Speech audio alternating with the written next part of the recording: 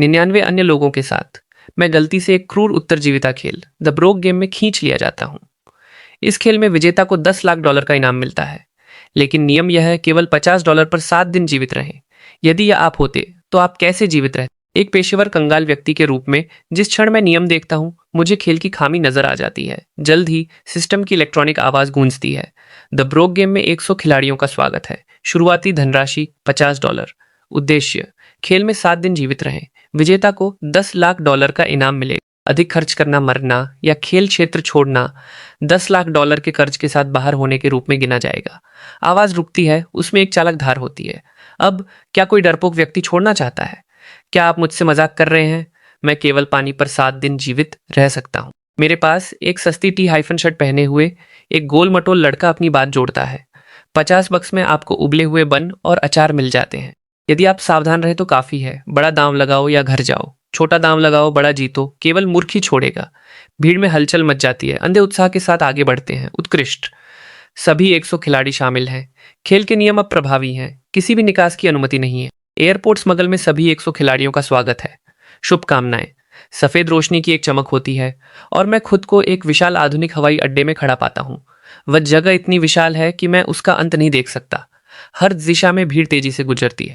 यह बताना असंभव है कि कौन खिलाड़ी है और कौन एक गैर खिलाड़ी पात्र है। मेरा खेल खाता मेरी शुरुआती धनराशि दिखाता है $50। मेरे इंटरफेस पर 3 मीटर दिखाई देते हैं। भूख, प्यास और ऊर्जा तीनों पूरे भरे हैं। मैं रास्ते के उस पार एक सुविधा स्टोर देखता हूँ और कीमतें जांचने के लिए उधर बढ़ता हूँ।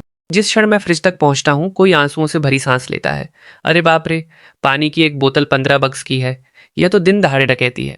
मैं उधर जाता हूँ और अलमारियों को स्कैन करता हूँ। मेरा दिल बैठ जाता है। कपकेक 50, सैंडविच 40, उबले हुए बन $10 प्रत्येक। सोडा क्रैकर्स का सबसे सस्ता बैग भी $18 का है। एक दिन में केवल लगभग $7 के साथ मैं पानी की आधी बोतल भी नहीं खरीद सकता। वह गोल मटोल लड़का मुझे देखता है। उसके पूरे चेहरे पर निराशा लिखी होती है। खिलाड़ी 66, हम तो खत्म हो गए। यह पैसा केवल पानी की 3 बोतलें खरीदता है। लोग एक हफ्ते में मर जाएंगे। मैं आह भरता हूँ। सिस्टम कोई दान नहीं चला रहा है। मुझे पता था कि यह इतना सरल नहीं होगा। अन्य खिलाड़ी स्टोर में भर जाते हैं। उनके चेहरे सदमे और घबराहट से विकृत होते हैं। गोल मटोल लड़का मुझे एक तरफ खींचता है। खिलाड़ी 66, मैं वेड हूँ। खिलाड़ी 44, चलो एक टीम बनाते हैं। कोई भी तुमसे उलझेगा तो मैं उसे संभाल लूंगा। वह एक त्वरित मार्शल आर्ट कॉम्बिनेशन दिखाता है। आश्चर्यजनक रूप से फुर्तीला है, लेकिन जब तक मैं खेल के नियमों को समझ नहीं लेता मैं किसी के साथ टीम नहीं बनाना चाहता। मैं विनम्रता से मना कर देता हूँ और अकेले स्टोर से निकल जाता हूँ। पहला काम, मुफ्त पानी ढूंढना। शौचालय के बाहर मुझे एक वाटर डिस्पेंसर और उसके पास 2 फेंकी हुई प्लास्टिक की बोतलें मिलती हैं। मैं उन्हें धोता हूँ, फिर उन्हें भर लेता हूँ। पानी का इंतजाम हो गया। लागत $0। अगला काम, ऊर्जा स्रोत। मुझे एक कॉफी शॉप दिखाई देती है। मसालों के काउंटर पर सफेद चीनी के पैकेट, क्रीमर कप और भूरी चीनी के पैकेटों की साफ कतारें हैं। चीनी एक महत्वपूर्ण ऊर्जा स्रोत है। कम ब्लड शुगर को रोकने के लिए आपात स्थिति में चीनी के पैकेटों का उपयोग किया जा सकता है। मैं एक सपाट चेहरे के साथ उधर बढ़ता हूँ। उतनी ही सहजता से हिलता हूँ जैसे कि मैं घर से कुछ उठा रहा हूँ। 2 सेकंड से भी कम समय में चीनी के 1 दर्जन पैकेट और कुछ क्रीमर कप मेरी जेब में सरक जाते हैं। मैं कॉफी शॉप से बाहर टहलता हूँ। एक खाली कोने की ओर बढ़ता हूँ। चीनी के 2 पैकेट फाड़ता हूँ और उन्हें सीधे अपने मुंह में उड़ेल लेता हूँ। मिठास मेरी जीभ पर विस्फोट करती है, जिससे संतुष्टि का एक क्षणिक एहसास मिलता है। चीनी का इंतजाम हो गया। लागत $0। हवाई अड्डे का एयर कंडीशनिंग एक बर्फ के डिब्बे की तरह तेज किया गया है। शायद सिस्टम ने ऐसा जानबूझकर किया है। जितनी ठंड होगी उतनी ही तेजी से हम ऊर्जा जलाएंगे। मेरे पतले कपड़े ठंड के खिलाफ कुछ नहीं करते। गर्म रहने के लिए मुझे चलते रहना होगा।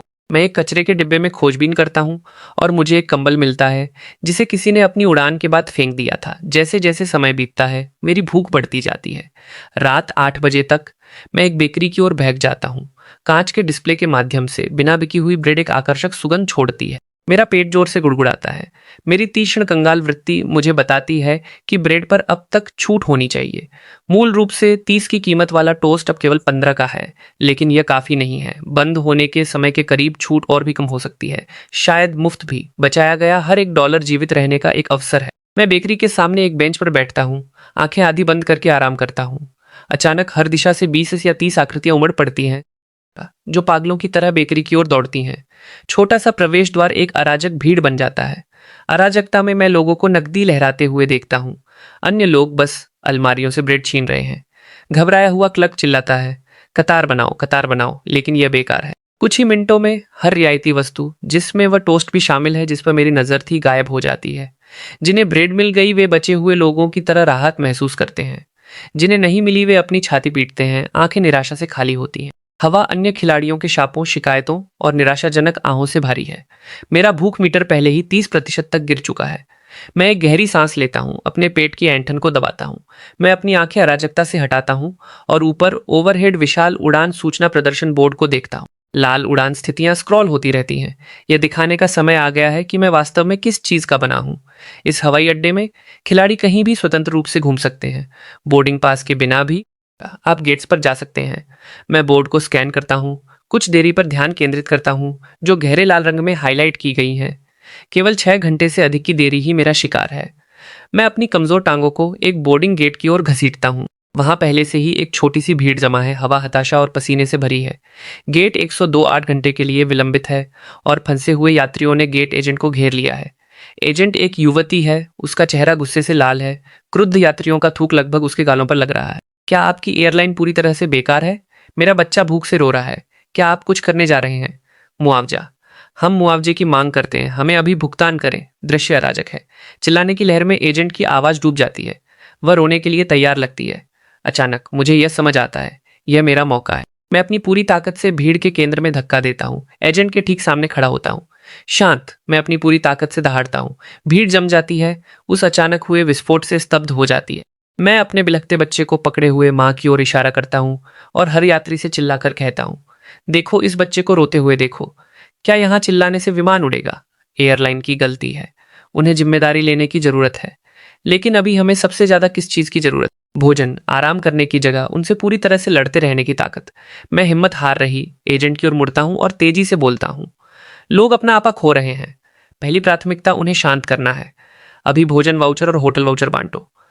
सभी को खाना खिलाओ और बसाओ, अन्यथा यह बात बढ़ जाएगी। क्या तुम इसे संभाल सकती हो? मैं उनसे कहती जा रही हूं कि मैं भोजन और होटल वाउचर बांट सकती हूं। वे उन्हें नहीं चाहते।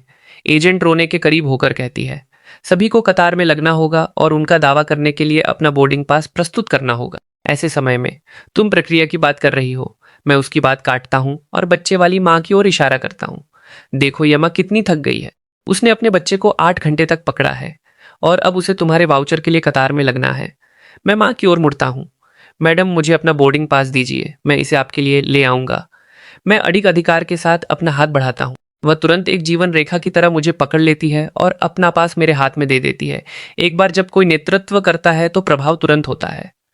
अन्य लोग, जिनके पास बुजुर्ग माता हाइफन पिता हैं, बच्चे हैं या जो बस थक चुके हैं, अपने बोर्डिंग पास भी मेरी ओर बढ़ाने लगते हैं। कुछ ही सेकंड में मेरे हाथ में 1 दर्जन से अधिक पास आ जाते हैं।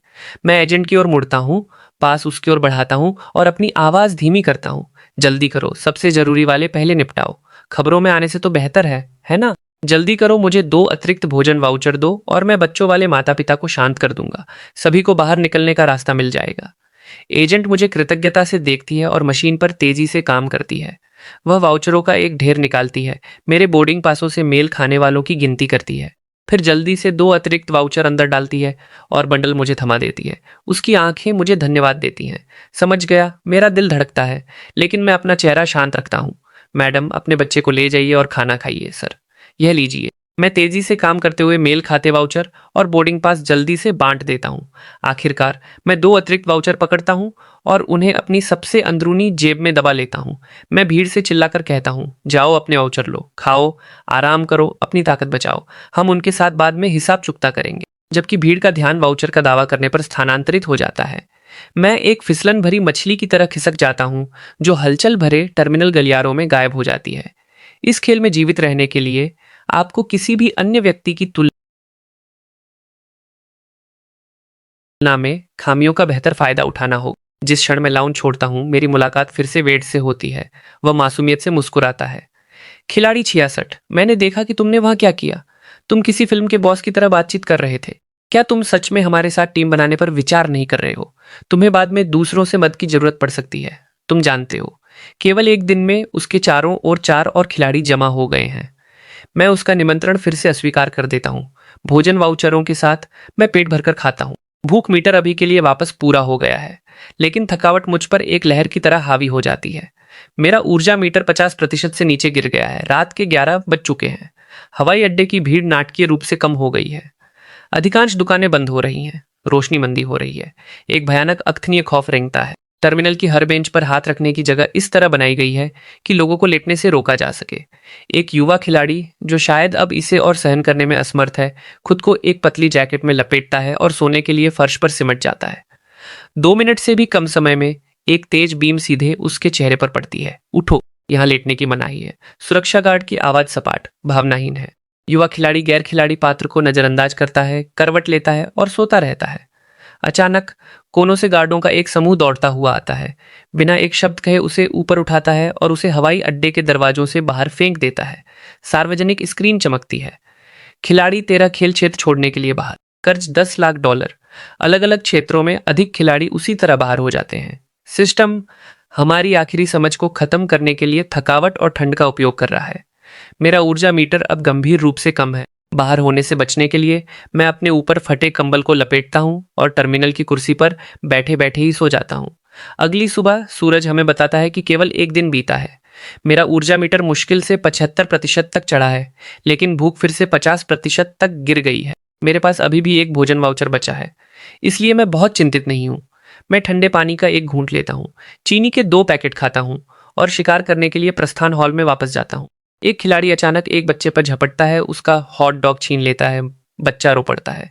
हंगामे पर गार्ड आते हैं, खिलाड़ी को घेरते हैं और उसे हवाई अड्डे के बाहर एक पुलिस कार में धकेल देते हैं। सिस्टम का प्रसारण फिर से गूंजता है। खिलाड़ी 25 ने गैर खिलाड़ी पात्र का भोजन छीना। सुरक्षा द्वारा हवाई अड्डे से बाहर फेंका गया। बाहर कर्ज $10 लाख। मैं एक महत्वपूर्ण सबक सीखता हूँ। इस हवाई अड्डे में आप ऐसा कुछ नहीं कर सकते जो सुरक्षा को सतर्क करे। लेकिन आज हवाई अड्डा अजीब है। एक भी उड़ान विलंबित नहीं है। मुझे लगता है कि सिस्टम ने उस खामी को ठीक कर दिया है जिसका मैंने फायदा उठाया था। मैं एक सामान्य यात्री की तरह हॉल में भटकते हुए दिन बिताता हूँ। हर स्टोर पर जाता हूँ जो मुफ्त नमूद नमूने पेश करता है। बेशक मैं केवल खाता हूँ, कभी खरीदता नहीं। मैं क्लर्क का चेहरा देखते हुए नमूने लेता हूँ। जैसे ही वे समझ जाते हैं, मैं भाग निकलता हूँ। इस तरह मैं शाम तक गुजारा करता हूँ। रात के खाने के लिए मैं अपने बचे हुए भोजन वाउचर का उपयोग करता हूँ और अपने भूख मीटर को फिर से भरता हूँ। आज मेरी ऊर्जा और भी कम है। इस बार मैं एक कुर्सी से संतुष्ट नहीं होता। मैं एक धुंधले तरफ के गलियारे में सरक जाता हूँ जहां मैंने पहले एक सोने की खान देखी थी। एक परित्यक्त उपयोगिता कक्ष जिसका दरवाजा थोड़ा खुला है और अंदर कचरा भरा है। लेकिन उस दरवाजे को बंद कर दे तो यह एक निजी छोटी दुनिया है। जिस क्षण मैं कमरे में कदम रखता हूँ, इससे पहले कि मैं दरवाजा पूरी तरह बंद कर सकूं, धड़ाम कोई दरवाजा लात मारकर खोलता है। तिरछी आंखों वाला एक लंबा लड़का अंदर आता है। 2 गुंडे उसके अगल बगल हैं। बाहर निकलो, यह जगह अब हमारी है। लंबा लड़का मुझ पर चिल्लाता है। मैं उसे पहचानता हूँ। कल बेकरी में वह सबसे निर्दयी था। उसने 2 अन्य खिलाड़ियों के हाथों से भी ब्रेड छीन ली थी। यह जानते हुए कि मैं उससे मुकाबला नहीं कर सकता, मैं इस प्रमुख स्थान को छोड़ने का फैसला करता हूँ। जैसे ही मैं दरवाजे तक पहुंचता हूँ, लंबा लड़का अचानक एक चाकू निकाल लेता है। सब कुछ सौंप दो वरना मैं तुम्हारा पेट फाड़ दूंगा। उनकी आंखों में पागलपन और क्रूरता मुझे बताती है कि वे बिल्कुल ऐसा करेंगे। मेरा दिमाग तेजी से दौड़ता है। वापस लड़ो, कोई मौका नहीं, पैसे सौंप दो। इसका मतलब बाहर होना है। $10 लाख का कर्ज। मैं क्या करूं, मैं क्या करूं? मैं थूक निकलता हूं। सर चलो बात करते हैं। डकैती करने पर सिस्टम आपको चिन्हित कर देगा और बाहर कर देगा। चुप रहो, जल्दी करो। मेरे पास धैर्य नहीं है। फल काटने वाला चाकू मेरे गले के और करीब आता है। मैं विरोध करना छोड़ देता हूं और निर्णायक रूप से अपने खाते के $50 उसे स्थानांतरित कर देता हूं। केवल खेल में जीवित रहकर ही मेरे पास किसी चीज का मौका है। वे प्रत्येक अपना हिस्सा लेते हैं और मुझे बाहर धकेल देते हैं। दरवाजा धड़ाम से बंद हो जाता है। अंदर से मुझे आत्मसंतुष्ट आवाजें सुनाई देती हैं। सीधी डकैती वास्तव में काम करती है। किस्मत अच्छी थी कि उसने हमें बताया कि नकदी के लिए लूटने पर आप बाहर नहीं होते। अब हमें पैसे की चिंता करने की जरूरत नहीं है। यह वह कौन है जिसकी वे बात कर रहे हैं? गैर खिलाड़ी पात्र को लूटना मना है, लेकिन खिलाड़ी को लूटना, यहाँ तक कि खिलाड़ी को मारना भी अनुमत है। इस खेल के नियमों को इतने करीब से कौन जानता है? यह केवल दूसरा दिन है और मैं पहले ही अपने आखिरी $50 खो चुका हूँ। कोई पैसा नहीं, कोई खाना नहीं। क्या मुझे बस मरने का इंतजार करना चाहिए? एक पल बाद सार्वजनिक स्क्रीन पर एक गुमनाम पोस्ट दिखाई देती है। लेवल 3 सेक्शन ए की बेकरी में आए। ब्रेड आधी कीमत पर है। उपयोगिता कक्ष का दरवाजा खुलता है। लंबा लड़का और उसके साथी बाहर निकलते हैं। मैं जल्दी से नजर से दूर हो जाता हूँ और सुविधा स्टोर तक उनका पीछा करता हूँ। वे तीनों चोरी की सारी नकदी सोडा क्रैकर्स पर उड़ा देते हैं। जैसे ही भुगतान की पुष्टि की घंटी बजती है, सिस्टम प्रसारित करता है, खिलाड़ी 5, 49 और 61 अधिक खर्च करने के लिए बाहर। $10 लाख का कर्ज। लंबा लड़का एक चीख निकालता है। इससे पहले कि उसकी आवाज भी फीकी पड़े, उसका पूरा शरीर हवा में गायब हो जाता है।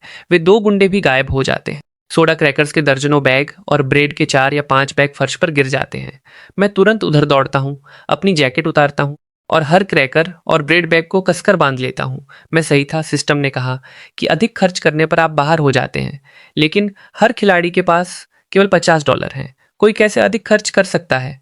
केवल एक ही स्पष्टीकरण है, किसी अन्य खिलाड़ी के पैसे लूटना और 50 से अधिक खर्च करना अधिक खर्च माना जाता है। लेकिन लंबे लड़के ने बेकरी में ब्रेड चुराई थी और बाहर नहीं हुआ था, जिसका अर्थ है भोजन लूटना गिना नहीं जाता। जैसा कि मैं आने वाले दिनों में उम्मीद करता हूँ और अधिक लोग इसे समझ जाएंगे और भोजन के लिए जी जान से लड़ेंगे। इसलिए मुझे इस भोजन को अच्छी तरह से छिपाना होगा। इन आपूर्तियों के साथ मैं निश्चित रूप से अंत तक जीवित रह सकता हूँ। मुझे 5 स्थान मिलते हैं जिन्हें मैं सुरक्षित मानता हूँ और क्रैकर्स को उनके बीच बांट देता हूँ। प्रतिदिन एक स्थान और मैं शेष 5 दिनों को निकाल सकता हूँ। जब तक मैं काम पूरा करता हूँ, मेरी ऊर्जा फिर से गंभीर हो जाती है। जल्द ही मैं फिर से टर्मिनल की कुर्सी पर सो जाता हूँ। खेल का तीसरा दिन शुरू होता है। पास में ही एक दिल दहला देने वाली खांसी उठती है जो क्षेत्र की हर आंख को आकर्षित करती है। यह खिलाड़ी 47 है। वह कमजोर दिखने वाली लड़की।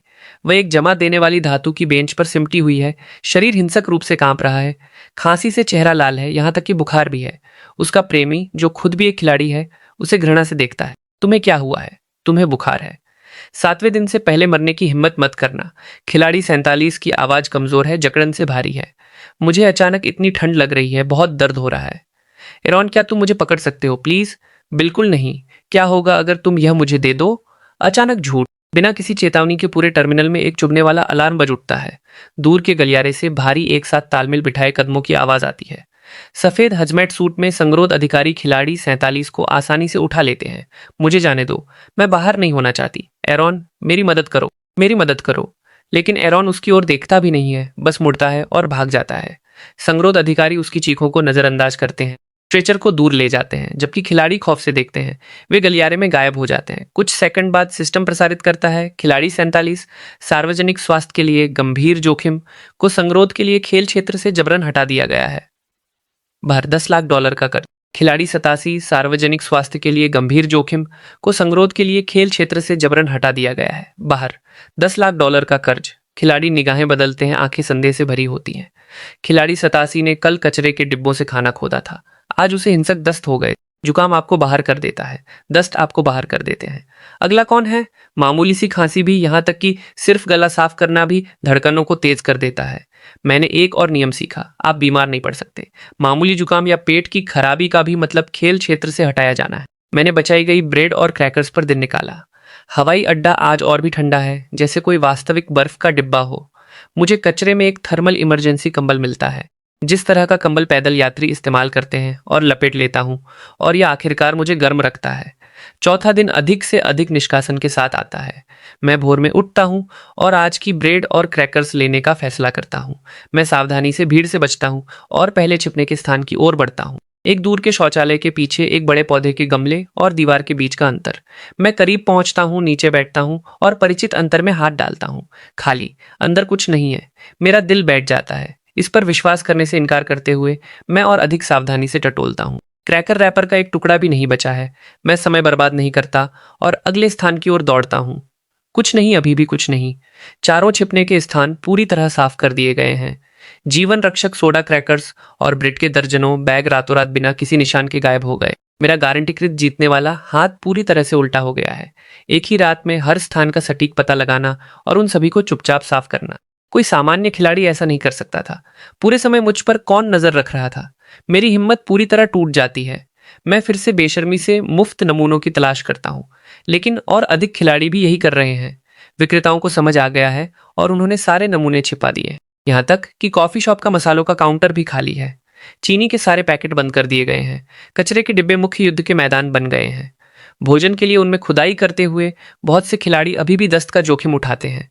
जब तक मैं वहां पहुंचता हूं, टुकड़े भी नहीं बचते। इस तरह मैं रात के 10 बजे तक अपने सभी मीटरों के लाल चमकने के साथ गुजारा करता हूं।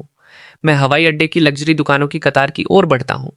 पास में ही अन्य खिलाड़ी फुसफुसाते हैं, यह बंदा बाहर होने वाला है। वह लग्जरी स्टोर में क्या करने जा रहा है? लग्जरी दुकानों से बहुत दूर नहीं एक कचरे के डिब्बे में मैं कुछ फेंके हुए बैग और डिब्बे खोदकर निकालता हूँ। सीमा शुल्क करों से बचने के लिए बहुत से यात्री प्रस्थान से पहले अपने डिब्बे छोड़ देते हैं। मैं डिब्बों को सबसे ठीक ठाक बैग में सावधानी से दबाता हूँ और उसे ले जाता हूँ। प्रस्थान हॉल की पहली मंजिल पर अपनी पिछली खोजबीन के दौरान मुझे एक अद्भुत चीज मिली थी। वहां नीचे एक हॉटपॉट रेस्तरां खुला है, इसलिए अब मैं मुफ्त आराम करने की जगह और कुछ मुफ्त खाना पाने के लिए वहां जा रहा हूँ। मैं भारी कांच का दरवाजा धक्का देकर खोलता हूँ। गर्माहट और बीफ टेलो सूप की समृद्ध सुगंध मुझ पर छा जाती है। मीठी मुस्कान वाली एक वेट्रेस मेरा स्वागत करने के लिए तेजी से आती है। स्वागत है सर। कितने लोग हैं? दो। मैं अपने पास की कुर्सी पर ध्यान खींचने वाला लग्जरी बैग सहजता से गिरा देता हूँ। मेरी आवाज में मुश्किल से ध्यान देने योग्य जकड़न होती है। मुझे एक शांत जगह दो। मैं किसी का इंतजार कर रहा हूँ। उसकी आंखें मेरे हाथ में मौजूद बैग पर जाती हैं। उसकी मुस्कान चौड़ी हो जाती है। बिल्कुल सर, कृपया इधर आएं। इतनी लग्जरी खरीदने वाला कोई भी व्यक्ति मुफ्तखोर कंगाल नहीं हो सकता। वह मुझे गद्देदार सोफा सीटिंग वाले एक अर्ध हाइफन निजी बूथ में ले जाती है, जो अत्यधिक निजी है। जिस क्षण मैं बैठता हूं, मैं अपना फोन निकालता हूं। उंगली तेजी से स्वाइप करती है। मैं एक ऐसा नंबर मिलाता हूं जो वास्तव में मौजूद ही नहीं है। जैसे ही कॉल जुड़ती है, मेरी आंसुओं भरी आवाज शांत क्षेत्र में विस्फोट करती है। मैं हवाई अड्डे के हॉटपॉट रेस्तरां में तुम्हारा इंतजार कर रहा हूं। मैंने पेरिस के लिए तड़के 3 बजे की उड़ान खरीदी है। यदि तुम नहीं आई तो तुम मुझे इस जीवन में फिर कभी नहीं देखोगी। मैं फोन मेज पर पटक देता हूँ। मेरी आंखें तुरंत आंसुओं से भर जाती हैं। वेट्रेस सफेद कवक सूप का एक भाप निकलता हुआ कटोरा और फल की एक छोटी प्लेट लेकर तेजी से आती है। उसकी आवाज कोमलता से टपकती है। सर, कृपया शांत हो जाइए, पहले कुछ पी लीजिए। क्या आपकी प्रेमिका ने आपको परेशान किया? मेरी आवाज जकड़न से भारी है। धन्यवाद। उसके बारे में सोचते हुए कि वह अपने जीवन के प्यार के साथ है, मैं कुछ नहीं खा सकता। वेट्रेस कटोरा मेरे सामने रखती है। आप जितने दुखी होंगे, आपको उतना ही अधिक खाना होगा। उसे हमेशा के लिए पछतावा कराने की ताकत आपके पास कैसे होगी? मैं सिर हिलाता हूँ, कटोरा लेता हूँ और धीरे धीरे पीता हूँ। गर्म मीठा तरल मेरे सूखे गले से नीचे सरकता है। मेरे अंदर भूख दहाड़ती है, लेकिन अभी मुझे पीछे हटना होगा। जल्द ही वह एक और मुफ्त कटोरा लाती है, इस बार उबले हुए अंडे का। मैं खुद को सुस्ती से मसालों के काउंटर की ओर खींचता हूँ और बीफ के टुकड़ों के 3 बड़े चम्मच भरकर उबले हुए अंडे में डाल देता हूँ। अपनी सीट पर वापस आकर मैं इसे जल्दी जल्दी खाने की इच्छा को दबाता हूँ और सबसे परिष्कृत छोटे छोटे छह टुकड़ों में खाता हूँ। मेरी तिरछी नजर वेट्रेस और मैनेजर को ट्रैक करती है। वेट्रेस इस समय एक रडार की तरह है। सर, चूंकि आप उदास महसूस कर रहे हैं, हमारे नए टमाटर सूप को आजमाने के बारे में क्या ख्याल है? खट्टा मीठा, वास्तव में भूख खोलता है। मुंह में पानी लाने वाले टमाटर सूप का एक कटोरा मेरे सामने दिखाई देता है। मुझे आपके लिए कुछ स्नैक्स भी लाने दीजिए। फ्रेंच फ्राइज की एक मुफ्त प्लेट ठीक उसके बाद आती है। वेट्रेस फिर से आती है। आंखें जिज्ञासा और सहानुभूति से भरी हैं। स्पष्ट रूप से मुझसे अधिक चिंतित हैं। मेरे दिमाग में खतरे की घंटी बजती है। वह बहुत अक्सर पूछ रही है। मैं तुरंत मोड़ बदलता हूँ। मेरी आंखों में फिर से आंसू भर आते हैं। मेरी आवाज निराशा से कांपती है। क्या वह सचमुच मुझे अब और नहीं चाहती? मैं वास्तव में जाने वाला नहीं था। मैं ठीक सही समय पर अपना सिर गिराता हूँ। कंधे हिंसक रूप से कांपते हैं। मत रोइए, कृपया मत रोइए। वेट्रेस घबरा जाती है। एक बड़े भरे हुए टेडी बियर के साथ वापस दौड़ती है और उसे मेरी बाहों में दबा देती है। इसे अपने साथ रहने दीजिए, आप बहुत हैंडसम हैं, वह निश्चित रूप से पछताएगी। मैं रोएंदार भालू को गले लगाता हूँ। थकावट एक लहर की तरह हावी हो जाती है। मेरी ऊर्जा गंभीर है, मुझे आराम करना हो। मैं चुपके से अपने फोन को तड़के 2 बजे वाइब्रेट होने के लिए सेट करता हूँ। फिर भालू के खिलाफ ढह जाता हूँ। थका हुआ नरम सोफे में सिमट जाता हूँ। सो जाने से ठीक पहले मैं अपनी आंखें बंद करता हूँ। मैं प्रार्थना करता हूँ कि वे मुझे बाहर न निकालें। मुझे नहीं पता कि वेट्रेस के मुझे जगाने से पहले मैं कितनी देर सोता हूँ। सर, क्या आपकी उड़ान उड़ान भरने वाली नहीं है? सही समय पर मेरा फोन तेजी से वाइब्रेट होने लगता है। अलार्म जो मैंने एक फ्लैश में सेट किया था। मैं फोन पकड़ता हूँ, कॉलर आईडी को नजरअंदाज करता हूँ और रिसीवर में अपनी तैयार की गई पंक्तियां दहाड़ता हूँ। मैंने हॉटपॉट वाली जगह पर 4 घंटे तक तुम्हारा इंतजार किया, तुम अभी भी नहीं आओगी। क्या वह आदमी सचमुच इतना महत्वपूर्ण है? मैं जा रहा हूँ, मैं सचमुच जा रहा हूँ। क्या तुम मुझे सिर्फ एक बार देखने नहीं आओगी? मैं फोन काट देता हूँ और अपना चेहरा टेडी बियर में छिपा लेता हूँ। कंधे कांपते हैं। देखने वाले किसी भी व्यक्ति के लिए मैं चुपचाप रो रहा हूँ। मैनेजर रुकता है, अपना सिर हिलाता है और आगे बढ़ जाता है। वेट्रेस विचारशीलता से मेरे लिए एक कंबल लाती है। मैं पूरी रात बड़े सोफे पर सोता हूँ। अगली सुबह तड़के जब मैं जाने की तैयारी कर रहा होता हूँ, वेट्रेस मुझे मुफ्त सोया दूध, चावल का दलिया और चाय के अंडे देने के लिए अपने रास्ते से हटकर आती है। उसकी आंखें प्रोत्साहन से भरी हैं। सर, हिम्मत रखिए, उस औरत को छोड़ दीजिए, आपको कोई बेहतर इंसान मिलेगा। आपकी नई शुरुआत पर बधाई।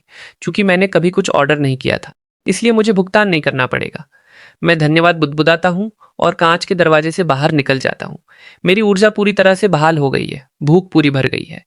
चाल बेशर्म थी और केवल एक बार काम कर सकती है, और मैं वह पत्ता पहले ही खेल चुका हूँ। जल्द ही खेल 5वें दिन में प्रवेश करता है। जिस क्षण मैं हॉटपॉट वाली जगह से बाहर निकलता हूँ, मेरी मुलाकात वेड और उसके साथियों से होती है। उसकी टीम बढ़कर 20 से अधिक लोगों की हो गई है। वे क्रैकर्स बांट रहे हैं। जिस क्षण मैं पैकेजिंग देखता हूँ, मेरा दिमाग घूम जाता है। वे मेरे गायब हुए क्रैकर्स हैं। मैंने जानबूझकर एक निशान के रूप में हर बैग का एक कोना फाड़ दिया था। मैं गुस्से में उधर बढ़ता हूँ। वेड, तुमने मेरे क्रैकर्स चुराए। गुस्सा मत हो, मैंने तुमसे मेरी टीम में शामिल होने के लिए कहा था। तुम नहीं सुनोगे। उन्हें वापस दो। मेरे साथियों को दे। क्या वे ऐसे लगते हैं कि वे उन्हें वापस देना चाहते हैं? वेड अपने पीछे इशारा करता है। 20 से अधिक आंखों की जोड़ियां लालच से चमकती हैं। मैं उसके द्वारा दिए गए एक क्रैकर को पकड़ता हूं और पीछे हटता हूं। क्या मैं अभी भी आपके साथ शामिल हो सकता हूं? खिलाड़ी 66, बहुत देर हो चुकी है। वेड हल्का मुस्कुराता है। उसका चेहरा नरम और नुकसान न पहुंचाने वाला दिखता है। यह खेल कभी भी अकेले खेलने के बारे में नहीं था। खिलाड़ी केवल टीम बनाकर और दूसरों से संसाधन लेकर ही जीवित रह सकते हैं। आपके पास कोई पैसा नहीं है, कोई खाना नहीं है, किसी के लिए कोई मूल्य नहीं है। इसलिए आप केवल इंतजार कर सकते हैं। अपने लिए कुछ कहना है। ठीक तभी सिस्टम अचानक एक निर्देश जारी करता है। खिलाड़ियों, 5वें दिन में आपका स्वागत है। खेल के मनोरंजन मूल्य को बढ़ाने के लिए आज से शुरू करते हुए हवाई अड्डे के सभी वाटर डिस्पेंसर बंद कर दिए गए हैं। शौचालय का पानी दूषित है, उपयोग न करें। सार्वजनिक स्क्रीन पर खिलाड़ी भड़क उठते हैं। मनोरंजन मूल्य, भाड़ में जाओ। पिछले 3 दिनों से पानी नहीं है। तुम हमें मारने की कोशिश कर रहे हो। वेड की टीम भी हलचल करने लगती है। भोजन मिलने की संक्षिप्त खुशी पर डर हावी हो जाता है। पानी भोजन से अधिक घातक मुद्रा है। लेकिन वेड चिंतित नहीं है। वह अशांति को शांत करने के लिए एक हाथ उठाता है। आवाज स्थिर है। घबराहट किस बात की? यह सिर्फ पानी है। वह मुझ पर एक तिरछी नजर डालता है और जारी रखता है। अन्य खिलाड़ियों के पास पानी है, बस इसे छीन लो। मेरा दिल बैठ जाता है, लेकिन भागने के लिए बहुत देर हो चुकी है। 20 से अधिक खून से लाल आंखों की जोड़ियां मुझ पर टिक जाती हैं। भीड़ खून की गंध सूंघने वाले कुत्तों की तरह झपटती है। जाने दो, यह मेरा है। मैं अपने बैकपैक को हताशा में पकड़ता हूँ, लेकिन 4 हाथ बहुत अधिक हैं। स्ट्रैप उखड़ जाता है, जिपर फट जाता है। पानी की 2 भारी बोतलें हिंसक रूप से छीन ली जाती। चीनी के आखिरी कुछ पैकेट फर्श पर बिखर जाते हैं और तुरंत झपट लिए जाते हैं। मुझे जमीन पर धकेल दिया जाता है। वेद ठंडे स्वर में कहता है, तुम्हें न मारना ही काफी दया है। दफा हो जाओ। मैं हाथ पांव मारकर उठता हूं और भागता हूं। भागने के लिए नहीं, वेड, बल्कि पानी छीनने के लिए। मुझे किसी अन्य व्यक्ति के समझने से पहले उस जगह पहुंचना होगा। तरल निपटान क्षेत्र। हवाई अड्डा सुरक्षा नियम 100 मिलीलीटर से अधिक के तरल कंटेनरों को मना करते हैं। सुरक्षा जांच बिंदु पर यात्री बोतलबंद पानी, पेय और जूस सीधे विशेष कचरे के डिब्बों या संग्रह टोकरियों में फेंक देते हैं। घरेलू प्रस्थान जांच बिंदु पर अभी कमर तक ऊंचे 3 पारदर्शी प्लास्टिक निपटान डिब्बे एक कतार में खड़े हैं, जो आधी पी हुई और यहां तक कि बिना खुली बोतलों से भरे हैं। 2 वर्दीधारी सुरक्षा सहायक गैर हाइफन खिलाड़ी पात्र पास में खड़े हैं। खुले तौर पर डिब्बों में खुदाई करना असंभव है। यह एक सुरक्षा चेतावनी को ट्रिगर करेगा। मैं अब और इंतजार नहीं कर सकता। खिड़की बंद हो रही है। मैं अपना चेहरा अत्यधिक संकट में बदलता हूं और निपटान डिब्बों को सीधे निशाना बनाते हुए जांच बिंदु की ओर बढ़ता हूं। मुझे माफ करें, कृपया हटिए। मेरी आवाज घोड़े जैसी है, आंसुओं से भारी है, क्योंकि मैं लाइन से धक्का देता हूं, सहायक का ध्यान खींचता हूं। सर, कृपया लाइन में लगिए। एक सुरक्षा सहायक त्योरी चढ़ाता है और मुझे रोकता है। मुझे माफ करें। मुझे बहुत अफसोस है सर। मैं वास्तविक घबराहट के साथ तेजी से बोलता हूँ। डिब्बों की ओर इशारा करता हूँ। मुझे लगता है कि मेरी अंगूठी वहां गिर गई। यह मेरी दादी की निशानी है। कृपया मुझे सिर्फ एक पल के लिए इसे ढूंढने दीजिए, कृपया। बोलते ही वास्तव में आंसू गिरते हैं, पूरी तरह से सच्चे लगते हैं। सुरक्षा सहायक झिझकता है, फिर एक तरफ हटता है। जल्दी करो, लाइन में बाधा मत डालो। धन्यवाद सर। मैं उसका बहुत बहुत धन्यवाद करता हूँ और डिब्बों पर गोता लगाता हूँ। मैं बैगों को एक तरफ कर दूंगा ताकि मैं किसी के रास्ते में ना आऊं। मैं चुपचाप डिब्बों से कचरे के 3 बड़े बैग खींचता हूँ और एक ऐसी जगह पीछे हटता हूँ जहां सुरक्षा सहायक नहीं देख सकता। अरे बाप रे, इतना पानी मुझे निश्चित रूप से 3 दिनों तक चला सकता है। मैं तेजी से एक बैग खाली करता हूँ, उसमें बिना खुली बोतलें भरता हूँ और जांच बिंदु से तेजी से दूर टहलता हूँ। मेरा दिल ऐसे धड़कता है जैसे फटने वाला हो। मैं रुकने की हिम्मत नहीं करता और पास के एक शांत सुलभ शौचालय में सीधे गोता लगाता हूँ। अपने पीछे दरवाजा बंद कर लेता हूँ। मैं अन्य खिलाड़ियों को बिल्कुल नहीं जानने दे सकता कि मेरे पास अकेले इतना पानी है। मैं शौचालय पर चढ़ता हूँ, छत की टाइल उठाता हूँ और पानी का कुछ हिस्सा छत में छिपा देता हूँ। मैं शौचालय से बाहर निकलता हूँ और बाकी हिस्सों को छिपाने के लिए कुछ और अंतर ढूंढता हूँ। फिर मैं अंतरराष्ट्रीय प्रस्थान जांच बिंदु की ओर दौड़ता हूँ और वही चाल चलता हूँ। मुझे पानी का एक विशाल हिस्सा मिलता है और मैं इसे उसी तरह छिपा देता हूँ। यह लालच नहीं है, मेरे पास एक बड़ी योजना है। 5वें दिन तक 67 खिलाड़ी बचे हैं। वेड की टीम में 25 हैं। वे टिड्डियों के झुंड की तरह बहते हैं, किसी भी खिलाड़ी को पकड़ते हैं और उनसे पानी और खाना छीन लेते हैं। एक भी क्रैकर नहीं छोड़ते। जो भी विरोध करता है उसे लात और मार पड़ती है। गैर खिलाड़ी पात्र खिलाड़ियों की हिंसा पर आंखें मूंद लेते हैं। उन्हें रोकने के लिए कोई सुरक्षा गार्ड नहीं आता। अचानक धड़ाम, एक खिलाड़ी कम ब्लड शुगर के कारण फर्श पर गिर पड़ता है। एक पल बाद वह हिलना बंद कर देता है, वह मर चुका है। एक अन्य खिलाड़ी पूछता है, आंखें सदमे से चौड़ी हैं। सफेद कोट वाले डॉक्टर स्ट्रेचर के साथ दिखाई देते हैं। खिलाड़ी को तेजी से उस पर उठाते हैं और उसे एक सफेद चादर से ढक देते हैं। यह सब पलक झपकाते ही होता है। सिस्टम फिर से प्रसारित करता है। खिलाड़ी 93 ऊर्जा मीटर शून्य पर। बाहर $10 लाख का कर्ज। आज प्रसारण के माध्यम से बहुत अधिक निष्कासन आते हैं। संख्याएं तेजी से गिर रही हैं। मुझे वेड का मुकाबला करने वाली एक टीम बनाने के लिए सही गठबंधन ढूंढने की जरूरत है। पिछले कुछ दिनों के चेहरे मेरे दिमाग में चमकते हैं और कुछ अलग दिखाई देते हैं। तीखे दिखने वाले खिलाड़ी 48 के नेतृत्व में 6 लोगों का एक कसकर जुड़ा हुआ समूह। अन्य सदस्यों में से प्रत्येक की अपनी ताकत है। सभी शारीरिक रूप से मजबूत पुरुष हैं। मैं उन्हें आगमन हॉल में ढूंढता हूं और कुछ देर देखता हूं। वे अच्छी स्थिति में नहीं हैं। एक लड़के के होंठ फटने लगे हैं। दूसरा अपने होंठ चाटता रहता है। उनके पास स्पष्ट रूप से पानी कम हो रहा है। यह मेरा अवसर है। मैं लग्जरी बैग के साथ उधर बढ़ता हूँ। हेलो, मेरा नाम लियो है। खिलाड़ी 66, मैं आपकी टीम में शामिल होना चाहूंगा। खिलाड़ी 48 सावधानी से मुझे देखते हुए खड़ा होता है। चले जाओ यदि हम भर्ती नहीं कर रहे हैं। मैं बैग सौंपता हूँ। अंदर पानी की 3 बोतलें हैं। उनकी आंखें चमक उठती हैं। मैं ईमानदार हूँ, मेरे पास एक सुरक्षित पानी का स्रोत है। मैं टीम के लिए बुनियादी जलयोजन की गारंटी दे सकता हूँ। इसके बदले में मैं आपके साथ शामिल होना चाहता हूँ और भोजन साझा करना चाहता हूँ। आपके पास कितना पानी है? शेष 3 दिनों में हम 7 लोगों का समर्थन करने के लिए पर्याप्त। कोई समस्या नहीं। चतुर खिलाड़ी 33 बात काटता है। उसकी आंखें टटोलती हैं। मैं सपाट रूप से मना कर देता हूँ। आपको बस इतना जानने की जरूरत है कि मुझे पानी मिल सकता है और मैं इसे टीम के साथ साझा करने के लिए तैयार हूँ। छिपने का स्थान केवल मेरे पास रहता है, वह मेरा बीमा है। खिलाड़ी 48 अपनी टीम की ओर देखता है। उनमें से प्रत्येक के साथ एक त्वरित नजर का आदान प्रदान करता है। ठीक है लियो, स्वागत है। मैं डेमन हूँ। हमारी टीम का नियम, कभी भी किसी साथी को धोखा मत दो। खिलाड़ी 48 निर्णय लेता है और अपना हाथ बढ़ाता है। मैं सिर हिलाता हूँ। आपके साथ काम करके खुशी हुई। छठे दिन की भोर कोई उम्मीद नहीं लाती, केवल गहरा दुख लाती है। मैं और अधिक पानी लेने की उम्मीद में अकेले सुरक्षा क्षेत्र की ओर बढ़ता हूँ, लेकिन 5 गार्ड वहां तैनात हैं। आंखें निपटान डिब्बों पर टिकी हैं। सिस्टम ने इस रास्ते को भी बंद कर दिया है। आखिरी स्थिर पानी का स्रोत चला गया है। कल की प्यास सहन करने वाले खिलाड़ी शौचालय के नलों से पानी पीने से खुद को नहीं रोक सके। संदूषण ने उन्हें बाहर कर दिया और वे बाहर हो गए। ठीक तभी बिना किसी चेतावनी के हवाई अड्डे का प्रसारण बज उठता है। निष्कासन को तेज करने और अंतिम मुकाबले की तैयारी के लिए उत्तर जीविता निष्कासन मोड अब सक्रिय है। आज सबसे कम संयुक्त भूख, प्यास और ऊर्जा मीटर स्कोर वाले 20 खिलाड़ियों को आज आधी रात को बाहर कर दिया जाएगा। ध्यान दें, 3 आपातकालीन आपूर्ति क्रेट टर्मिनल 3 के अंदर बेतरतीब ढंग से उत्पन्न होंगे, जिनमें भोजन, पानी और थोड़ी मात्रा में दवा शामिल होगी। स्थानों को मानचित्र पर एक एक बार प्रसारित किया जाएगा। सार्वजनिक स्क्रीन तुरंत निराशा और शापों से विस्फोट करती है। यह सड़ा हुआ सिस्टम हम में से हर एक को कर्ज में डालना चाहता है। हम सभी के साथ मजाक किया गया है। पहले यह पानी काटता है, अब यह हमें एक दूसरे के खिलाफ खड़ा करता है। कितना चालाक है। सभी शांत हो जाइए। टर्मिनल 3 में जाना आत्महत्या है। घबराहट तेजी से हमारी टीम में फैल जाती है। वेड के पास सबसे अधिक लोग हैं, इसलिए उसकी टीम के क्रेट छीनने की सबसे अधिक संभावना है। केवल 45 खिलाड़ी बचे हैं। वेड के पास उनमें से अकेले 25 हैं। इसका मतलब है कि जब तक अन्य 20 खिलाड़ियों के मीटर चमत्कारिक रूप से नहीं बढ़ते, आधी रात को बड़े पैमाने पर निष्कासन होगा। हम वेड के लोगों को क्रेट बिल्कुल नहीं लेने दे सकते। डेमन की आंखें मुझ पर टिक जाती हैं। लियो, मुझे बताओ, इस तरह के गतिरोध में एक कंगाल बंदा कैसे जीवित रहता है? एक कंगाल बंदे का उत्तरजीविता पथ कभी भी सीधे लड़ना नहीं था। ये खामियों का फायदा उठाना, दरारें ढूंढना, अराजकता पैदा करना, आग से लाभ कमाना है। प्रथम आपातकालीन आपूर्ति क्रेट उत्पन्न हो गया है। Terminal 3 level B2 staff break room. निश्चित रूप से दूर से कदमों की गड़गड़ाहट सुनाई देती है। वेड की टीम एक झुंड में टर्मिनल 3 की ओर मार्च करती है। डेमन हमारी टीम का नेतृत्व करने के लिए तैयार होता है। उन्हें वहां पहले मत पहुंचने दो। रुको। मैं उसकी बांह पकड़ता हूं। स्थान स्टाफ ब्रेक रूम है। क्या आप जानते हैं कि उस जगह का क्या मतलब है? मैं रुकता हूं। पहला क्रेट निश्चित रूप से एक जाल है। जो पहला जाएगा वह बाहर हो जाएगा। सिस्टम ने मुफ्त पानी के डिस्पेंसर बंद कर दिए। कचरे के डिब्बों की निगरानी के लिए गार्ड भेजे। यह लगातार एक लोहे के नियम को सुदृढ़ कर रहा है। गैर खिलाड़ी पात्र नियमों को तोड़ा नहीं जा सकता। स्टाफ क्षेत्र वर्जित है, सामान्य खिलाड़ी प्रवेश नहीं कर सकते।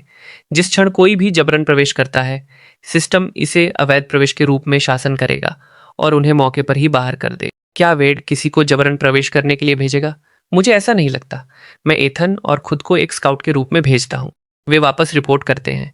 वेड ने वास्तव में किसी को प्रतिबंधित क्षेत्र में नहीं भेजा। इसके बजाय उसने अपनी टीम को कई समूहों में विभाजित किया, जो स्टाफ ब्रेक रूम के सभी रास्तों की पहरेदारी कर रहे थे। उसकी रणनीति नाकाबंदी है। दूसरों को इसे प्राप्त करने से रोकें, जबकि खुद उस गर्म आलू को न छुएं। जब तक किसी और को आपूर्ति नहीं मिलती, उसकी टीम के पास अभी भी लाभ है।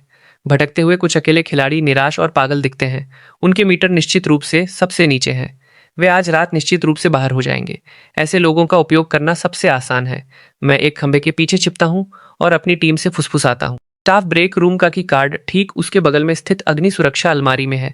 क्या तुम गंभीर हो? सिस्टम ने इसे वहां छोड़ दिया। धीमी आवाज में बात करो। वेड के लोग दरवाजे पर पहरा दे रहे हैं। हम की कार्ड छीनने के लिए सही समय का इंतजार करेंगे। खंबे के सामने खड़ा एक अकेला खिलाड़ी यह सुन लेता है। वह ऐसे चमक उठता है जैसे उसे एड्रेनालाइन का इंजेक्शन लगाया गया हो और अग्नि अलमारी पर लपकता है।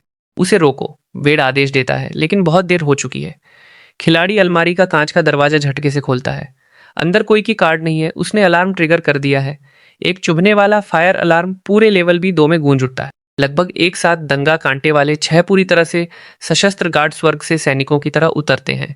दृश्य अराजकता में विस्फोट करता है। गार्डों को इसकी परवाह नहीं है कि अलमारी किसने खोली। वेड की पूरी टीम को इसे खोलने वाले खिलाड़ी के साथ दंगा कांटों द्वारा दबाया जाता है और बाहर घसीटा जाता है। निष्कासन प्रसारण एक के बाद एक आते हैं। वेड एक ही पल में 5 लोगों को खो देता है। उसकी टीम घटकर 20 हो गई है। क्रेट पर कोई दावा नहीं किया गया है और उन्हें कुछ नहीं मिला। ठीक तभी दूसरा क्रेट अनलॉक होता है। दूसरा आपातकालीन आपूर्ति क्रेट उत्पन्न हो गया है। Terminal 3 level L3 VIP lounge प्रवेश द्वार। वीआईपी लाउंज प्रवेश द्वार में आमतौर पर एक समर्पित द्वारपाल डेस्क और कर्मचारी होते हैं। सख्त सुरक्षा के साथ माहौल अधिक उच्च स्तरीय है। हम दूर से देखते हैं। L3 वाइब क्षेत्र की लिफ्ट पर पहले से ही वेड के लोगों का पहरा है। लाउंज की कॉफी टेबल पर चांदी का क्रेट स्पष्ट रूप से अलग दिखाई देता है। हम क्या करें? इस बार हम करीब भी नहीं पहुंच सकते। मिया चिंता से कहती है। मैं मिया को अपना फोन थमाता हूँ। इसे खोया और पाया में ले जाओ। तुम मुझे खोया और पाया में ले जाने के लिए अपना सामान क्यों दे रहे हो? मिया हैरान होकर पूछती है। बस जाओ, जल्दी करो, मैं आग्रह करता हूँ। मिया खोया और पाया में मेरा फोन जमा कर देती है। आधा घंटा बाद मैं नकली चिंतित चेहरे के साथ खोया और पाया में दिखाई देता हूँ। मैंने एक फोन और एक वीआईपी लाउंज कार्ड खो दिया है। हवाई अड्डे में भटकने के अपने समय के दौरान मैंने भोजन पाने की उम्मीद में वीप लाउंज प्रवेश द्वार पर भी दांव लगाया था।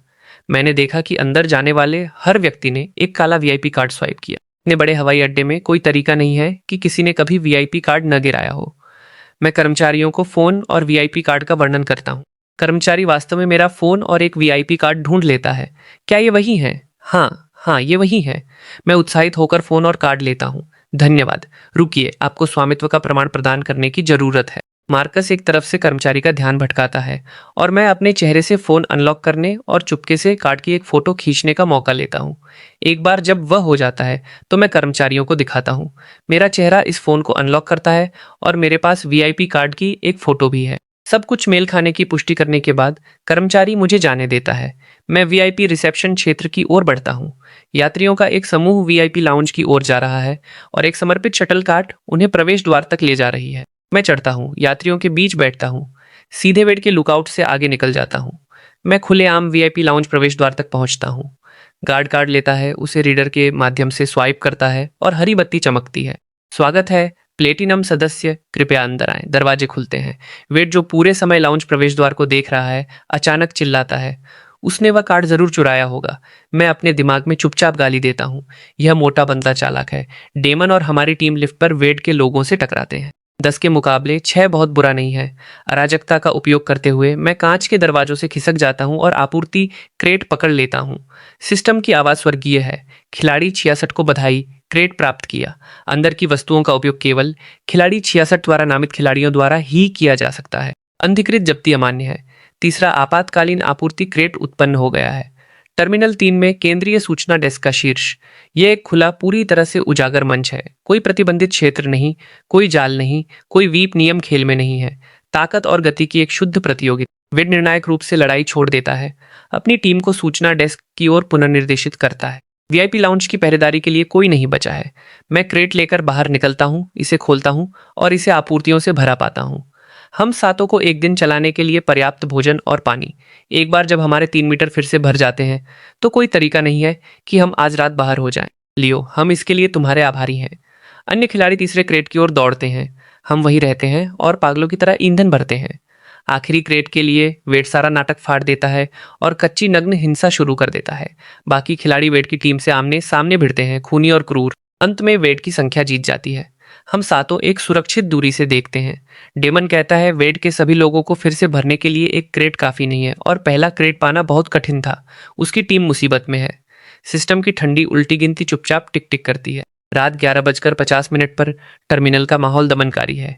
सिस्टम गणना शुरू। संयुक्त भूख, प्यास और ऊर्जा मीटर रैंकिंग के आधार पर निम्नलिखित 20 खिलाड़ियों के स्कोर सबसे कम हैं और उन्हें बाहर कर दिया जाएगा।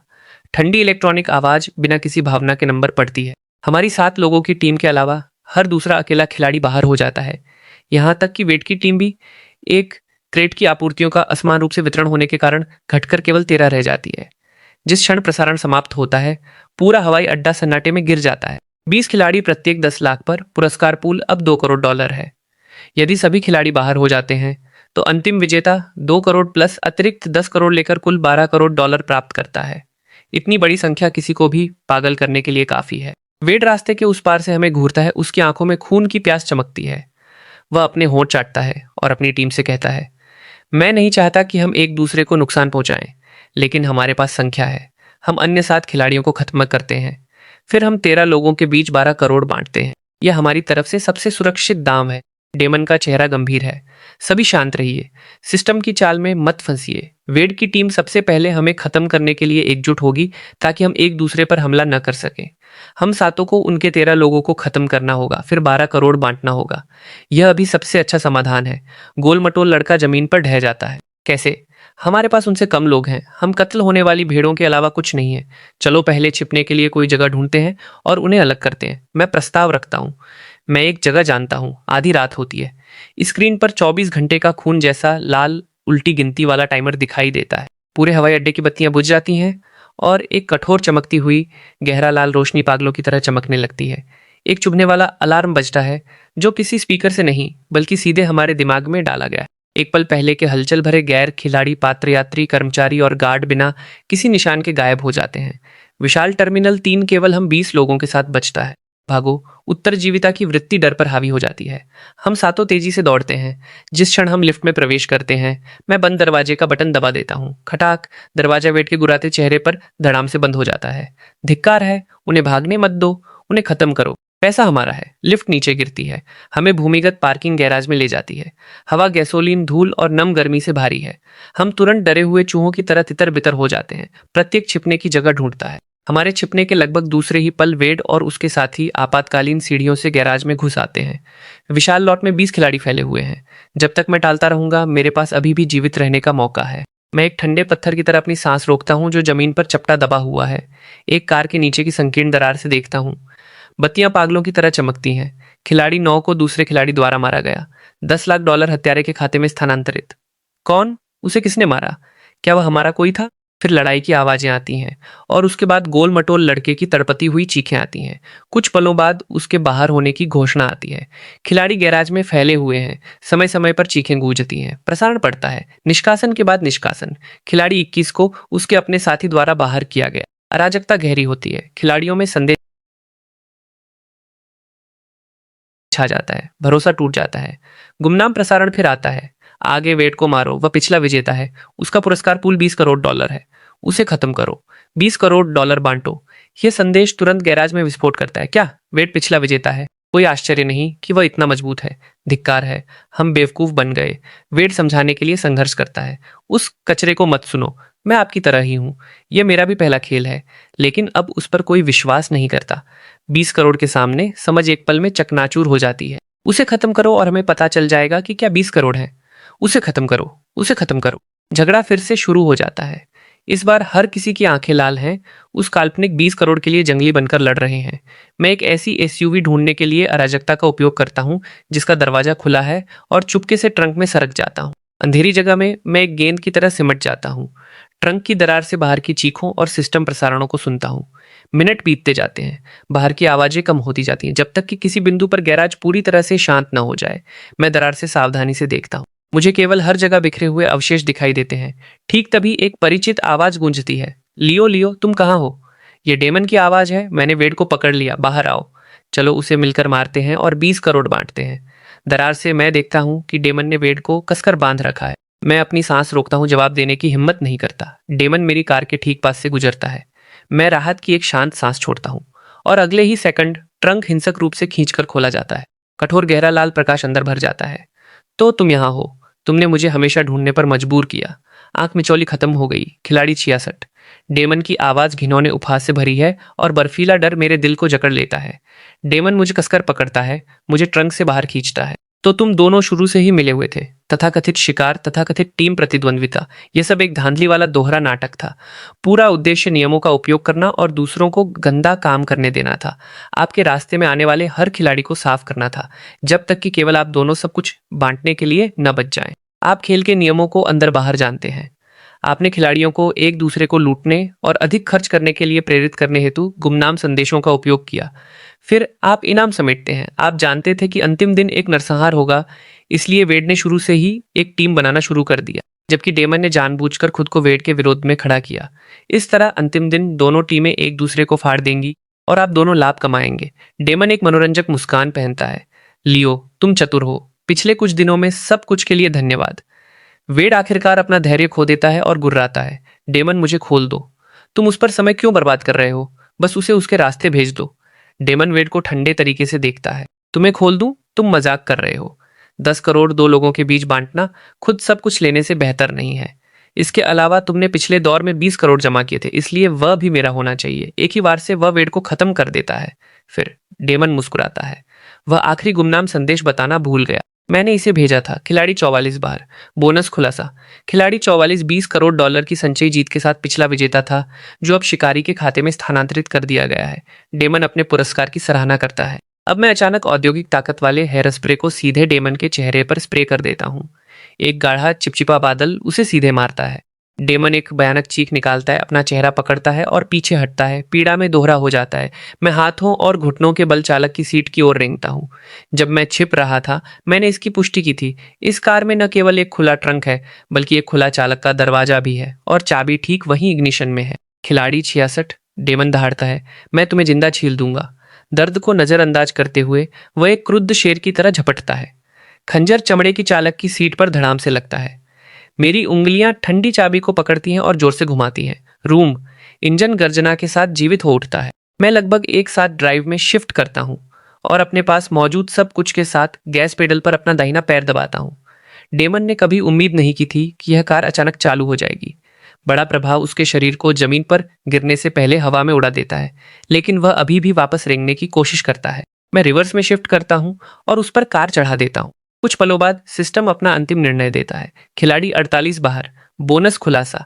खिलाड़ी 48 18 करोड़ डॉलर की संचयी जीत के साथ पिछला विजेता था, जो अब शिकारी के खाते में स्थानांतरित कर दिया गया है। जीवित खिलाड़ी जीत। बधाई हो खिलाड़ी 66। आप अंत तक जीवित रहे हैं और एयरपोर्ट स्मगल के इस दौर के एकमात्र विजेता बन गए हैं। इस दौर में खिलाड़ी 66 की जीत। 12 करोड़ प्लस 20 करोड़ प्लस 18 करोड़, कुल 50 करोड़ डॉलर। मैं तेल और धूल से ढका हुआ बड़ी कठिनाई से चालक की सीट के नीचे से बाहर निकलता हूँ। कोई उत्साह नहीं है, केवल एक हड्डी तक गहरी थकावट और एक बचे हुए व्यक्ति का खाली सुन्नपन है।